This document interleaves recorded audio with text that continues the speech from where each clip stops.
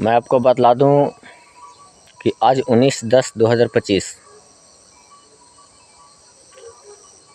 दिन रविवार और कल दिन सोमवार यानी 20/10/2025 कल के दिन दीपावली है।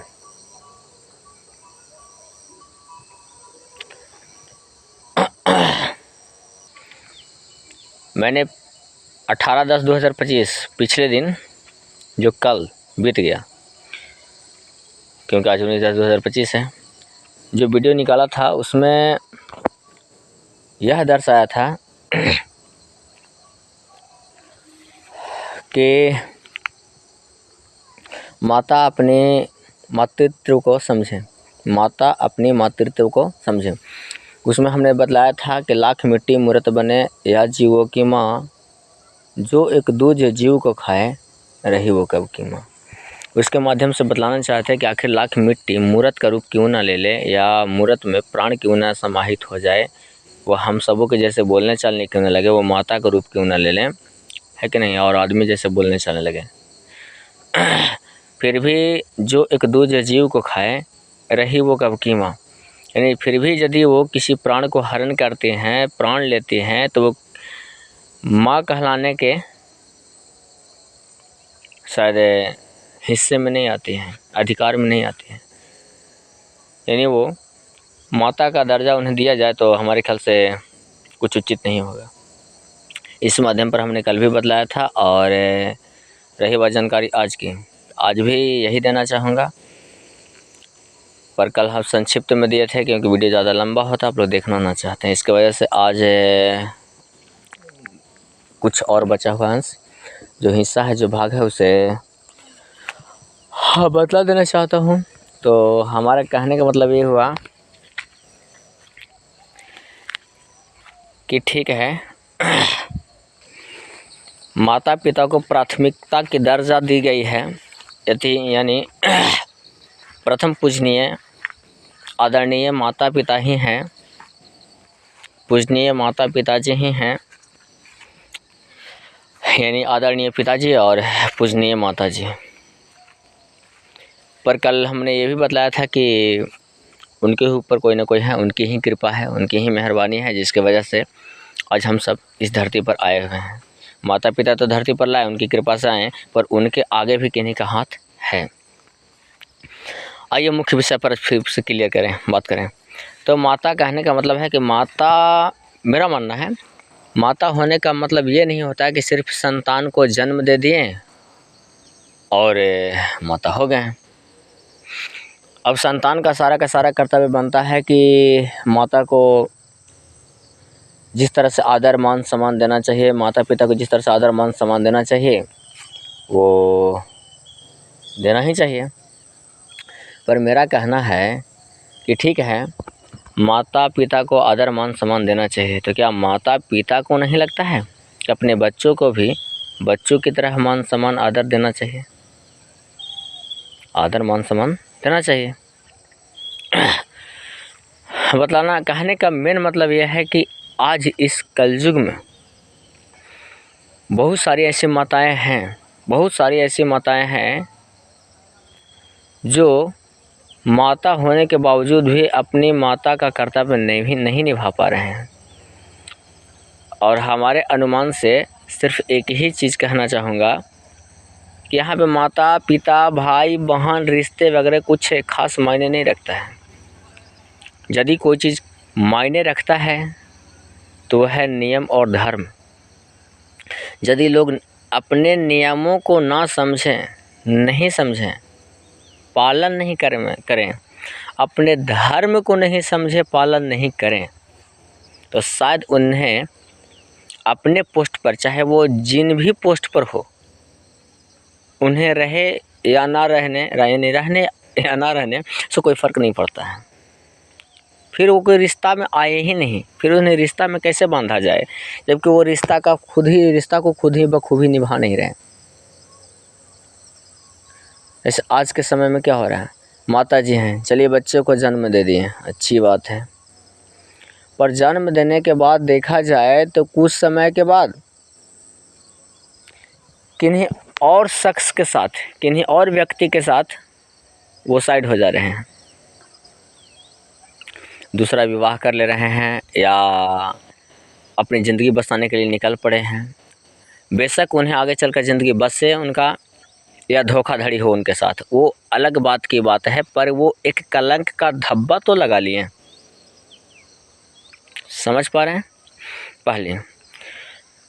दूसरी, बहुत जेंट्स भी ऐसे हैं जो अपनी पत्नी को छोड़कर आगे बढ़ चले हैं, किन्हीं और के साथ रिश्ता लगा लिए हैं। अब चाहे उन्हें भी धोखा मिले या रिश्ता निभ जाए, अलग बात की बात है, लेकिन ये लोग अपने माता वाले पद से हट चुके, पिता वाले पद से हट चुके हैं। ये दोनों का पद हट चुका है। अब रही बात की तो क्या इन लोग माता पिता नहीं, तो भाई जन्म दे दिए तो माता पिता हैं। इसका मतलब है कि सिर्फ जन्म देना को ही माता पिता कहते हैं, तो उस आधार से तो हैं, उस आधार से तो हैं। पर यदि कर्तव्य को निभाने की तरफ से कहा जाए, देखा जाए, उस नज़रिए से देखा जाए, सोचा जाए, तो उस नज़रिए से तो ये लोग माता पिता के दर्जे में नहीं हैं।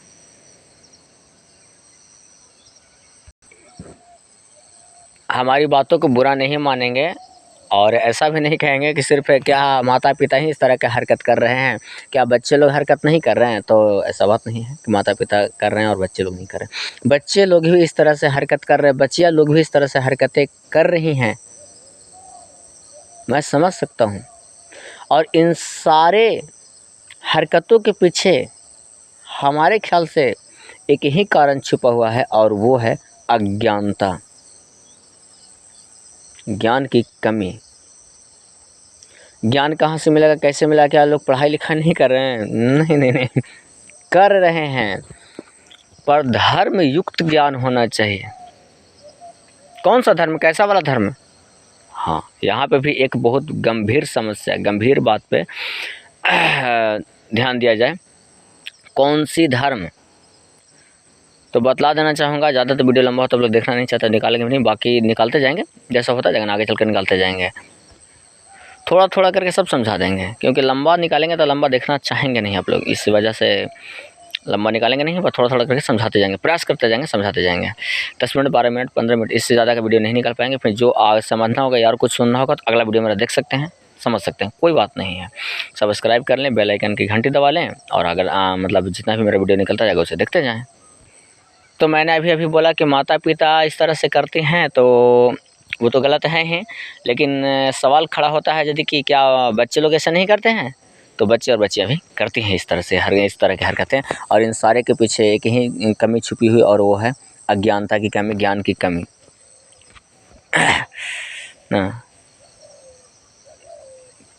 अज्ञान है उनके पास, ज्ञान की कमी है उनके पास, यही वजह है।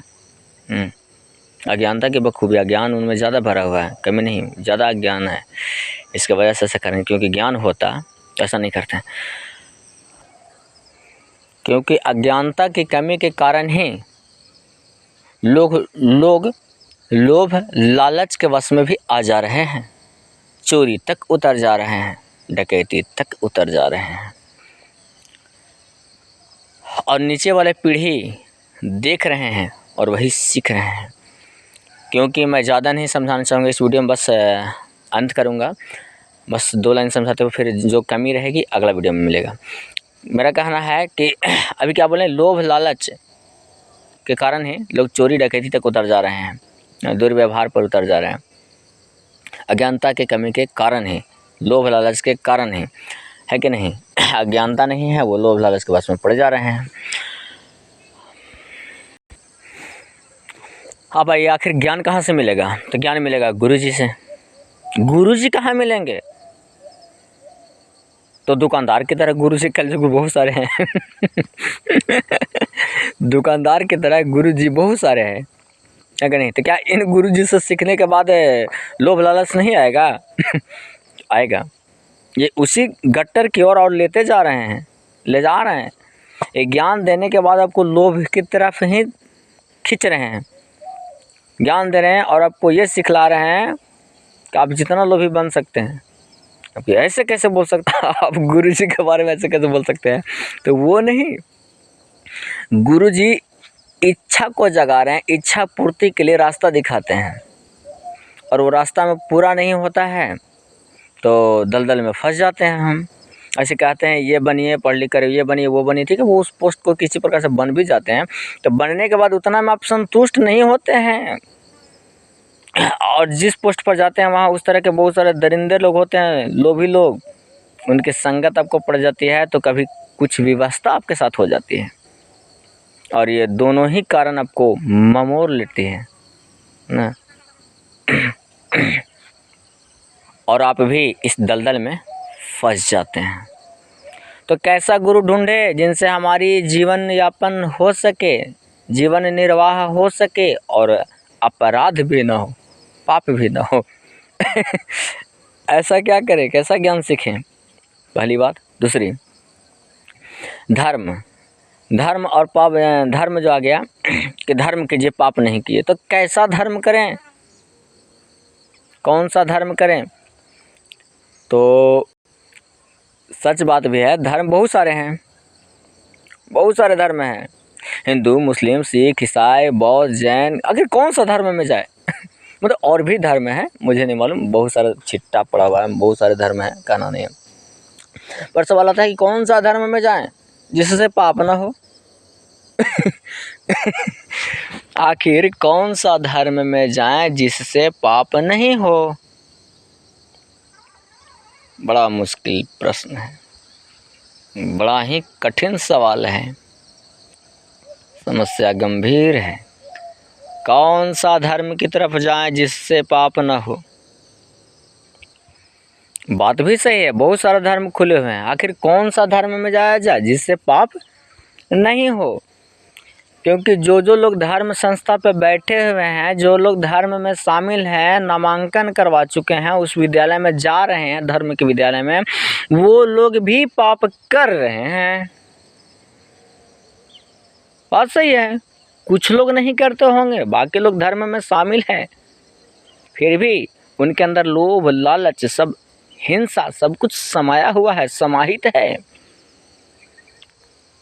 वो पापग्रस्त हैं, पाप से जूझ रहे हैं, पाप कर्म को कर रहे हैं। तो आखिर कौन सा धर्म करें जिसमें पाप हो ही नहीं? तो इस वीडियो में ज़्यादा कुछ नहीं बतलाना चाहूँगा, बस इतना बतलाना चाहूँगा।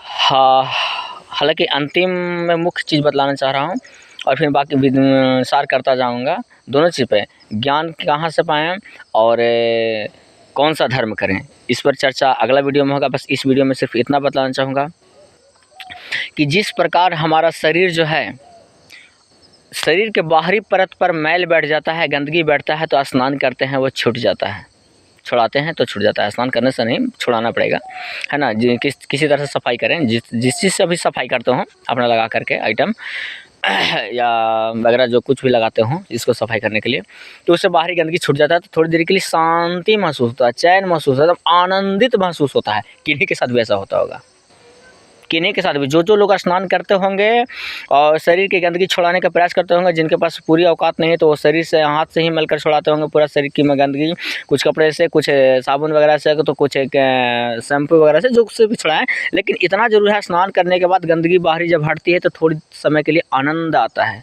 लगता है कि आहा कुछ अच्छा महसूस हो रहा है। ठीक उसी प्रकार से आप अंदर की गंदगी को जिस समय हटा लेंगे, उस समय आपको अंतरात्मा से शांति मिलेगी, एकदम आनंदित महसूस होगा, बिल्कुल आनंदित महसूस होगा आपको। तो सबसे बड़ी सवाल उठता है कि क्या एक बार स्नान करने से अब गंदगी नहीं जमेगी, नहीं आएगी? तो नहीं आएगी, तो क्या करना होगा? बार बार स्नान करते रहना होगा ना, मतलब जब गंदगी बढ़ता जाए स्नान करते जाना होगा, उस गंदगी को हटाते जाना होगा, आप पवित्र के पवित्र रहते जाएंगे। थोड़ी गंदगी तो आती रहेगी और उसे हटाने का प्रयास करना होगा। ठीक उसी प्रकार से अंदर में भी गंदगी आती रहेगी, समाज में ऐसे लोग मिलते रहेंगे, ऐसा लोभ लालच आपका नज़रों के सामने आता रहेगा, पर उससे आपको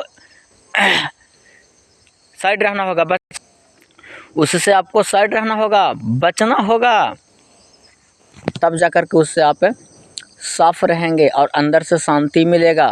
नहीं तो आपके सामने लोभ लालच बहुत सारे ऑप्शन मिलेंगे इस तरह का, उस सबको बचना होगा, बचना आपका कर्तव्य है, आप बचें।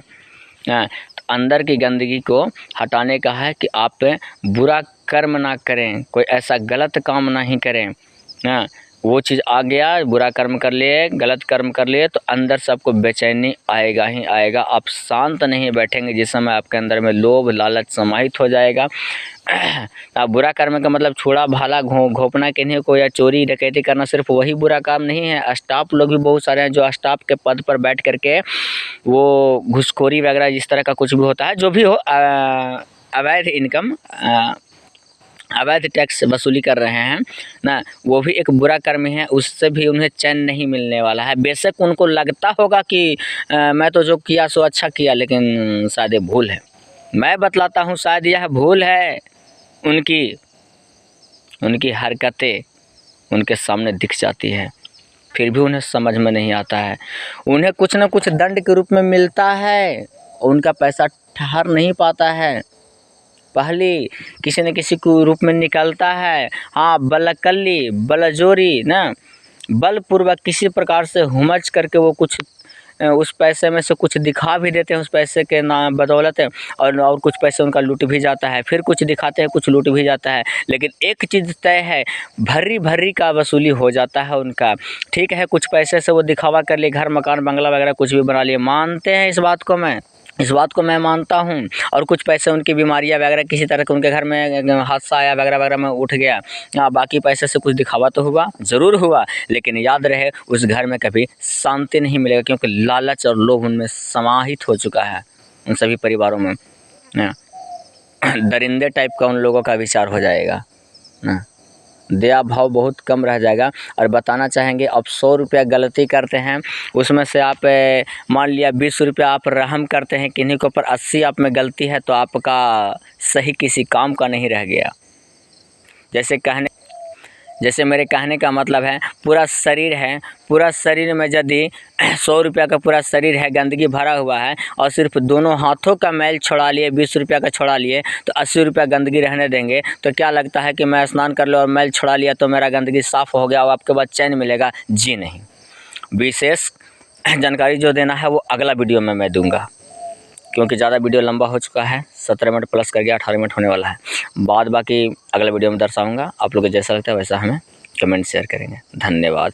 अगला वीडियो में मैं बतलाऊँगा आपका ज्ञान के बारे में, कहाँ ज्ञान पाया जाए, और धर्म के बारे में, कौन सी धर्म की तरफ जाया जाए। तब तक के लिए धन्यवाद, शुक्रिया। हमारा वीडियो अच्छा लगता है तो दर्शाएँ, लाइक करें, कमेंट करें, शेयर करें, बस आपसे यही मेरा उम्मीद रहेगा। शुक्रिया, धन्यवाद।